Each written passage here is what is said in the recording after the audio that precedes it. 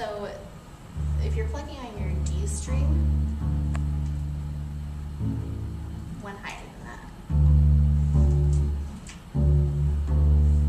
And then place your first finger down and we're listening for an E. It's going to be about right there, maybe a little bit higher. A little bit higher. Oh, higher. There you go. And then spread your pinky out as far as you can. Or they're probably about to there. Even. See if you can find that out. There you go. So that's how far you've got to reach. This is as far as you possibly can. So if you put your elbow up a little bit higher, it makes it easier. Does that make it easier? Oh no. So the biggest thing, and you really just have to get used to it. It took me years before I could reach it without my hands like cramping up. Seriously. So play just a D, E, F sharp.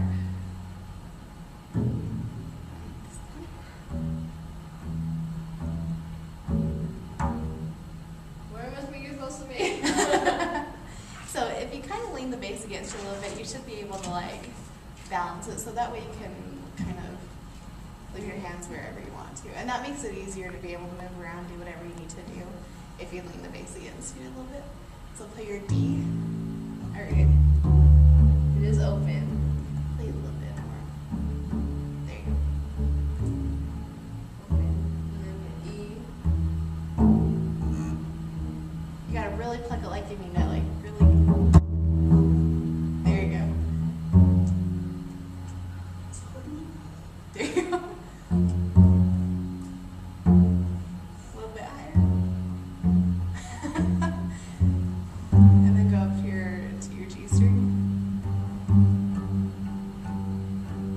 And play more in this area. There you go. So you're playing notes. That's really all there is to it. If you can kind of find your fingers there, and then just pluck it like you mean it, then you're playing bass. So let's see. Should we try some notes? We can try. I don't know if my fingers they like cooperate. See if you can spread them out just as far as you can. There you go. And then just kind of curl them in, and that's where they're gonna be.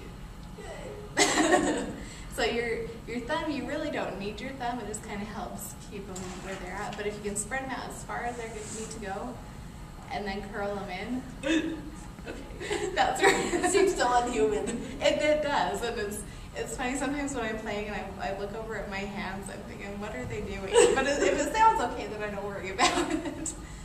Okay, so spread them out as far as you can, and then curl them in. And if you put your elbow just a little bit, there you go, and then it'll feel a little more easier. If you can, let's see, stand a little bit more behind your bass so that you can straighten your wrist out. There you go. And it seems awkward, but but the more you get used to it, that's all it is. I mean, I've been playing for more than a decade, so I'm used to being able to just like pick up a bass and put my hands there. But if you can, and sometimes when my hands get tired, I really have to like stretch them out. People joke about musicians doing like finger exercises, but you really have to do it. So let's see. You ready? Okay. Okay. So this is a song that SU's jazz band is playing right now. We're getting it ready for a concert this upcoming March, and it's called Dr. Cool Has Arrived. So we're going to try and go through about the first 3 measures, I think, 4 measures, and get it. So this is an open D string. I like open. I can do that. That's one's my specialty. Yeah, you're doing good. You just gotta pluck it like you mean it, and then you're playing bass. So there's an open D, and then that's an F natural. So it's not quite as far as we have been stretching. If you take off your pinky, that's where it should be. Yeah, about right there. Right. So play just the first 3 notes there. Do, do, do. There you go.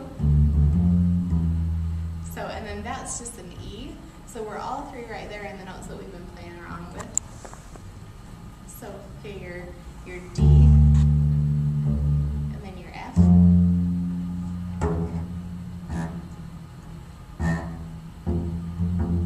There you go. And then E is just take off this finger and keep that one where it's at. There you go.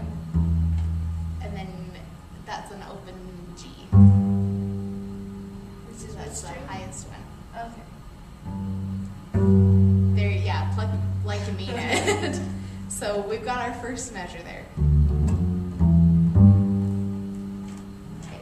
Do you want me to play it? I want you to play it. Oh, we do this.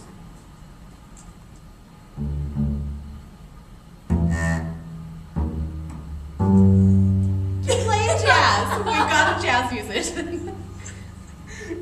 Okay, so, and then that's back to the F that you played before. All right.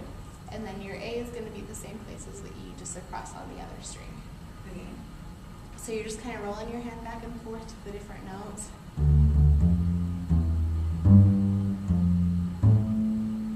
So we can, so open D.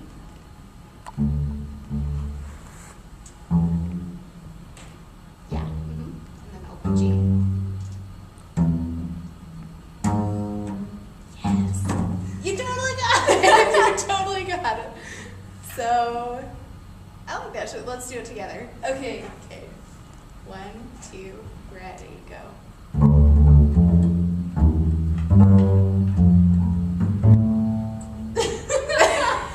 You're all over this. So just remember to play as hard as you can, because even like this is a jazz bass. It has pickups that you can plug into an amplifier. But if I don't play it loud enough, then the amp has nothing to pick up on, and then the audience can't hear it. So you just got to really play as hard as you can. And that's usually how loud I'm playing in jazz ensemble. I'm playing it as hard as I can. So my fingers get sore, I get blisters on my fingers, but it's all worth it for the music. So let's go through it again. Let's go through it again. So you want to do it together or by yourself? Together. Okay. But slower. 1, 2, ready, go.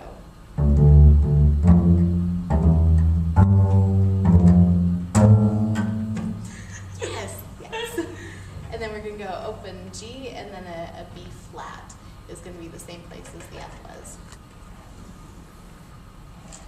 So start there and go F.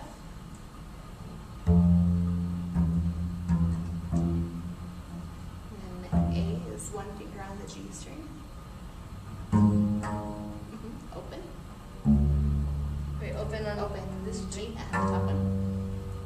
And then B is like your ring finger on the G string.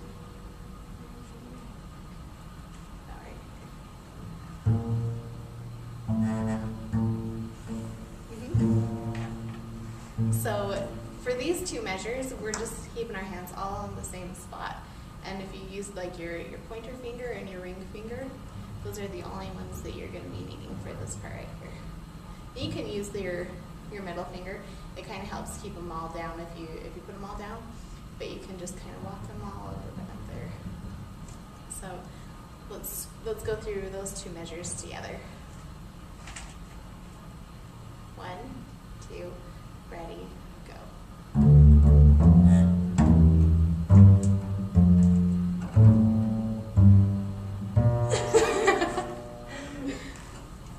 It would help if I could read bass stuff. That's probably true. Like that.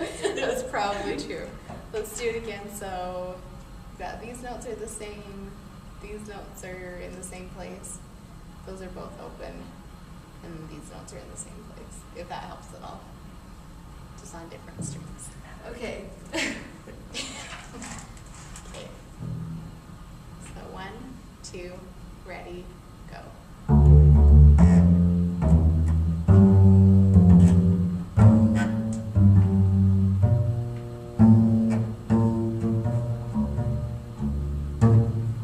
By yourself?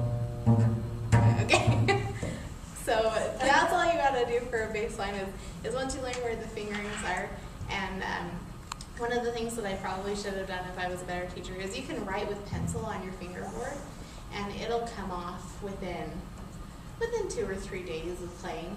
But if you can, and that's something that I should have done, but you can write with pencil or put tapes. They have special tapes for bass players or string players that you can see where they're at.